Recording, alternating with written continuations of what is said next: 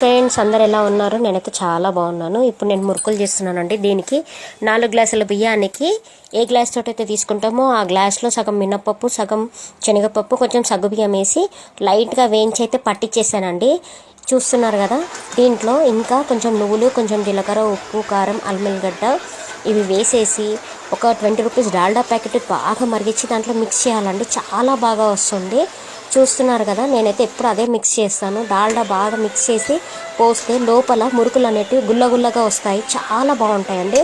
ఇప్పుడు చూస్తున్నారు కదా. నేనైతే చేసుకున్నాను. దీనికైతే నేను గోరువెచ్చని నీళ్ళతో అయితే పిండి కలుపుకున్నానండి. ఎందుకంటే చల్లనీళ్ళు పనికిరావు. గోరువెచ్చని నీళ్ళతోటి మీరు ఒకసారి ఈసారి ట్రై చేసి నాకు చెప్పండి. ఎలాగైతే ఇగో నేను ఆయిల్ అయితే మురుకులు అయితే వేసుకుంటున్నాను. ఇది అయిపోయాక మీకు చూపిస్తున్నాను చూడండి.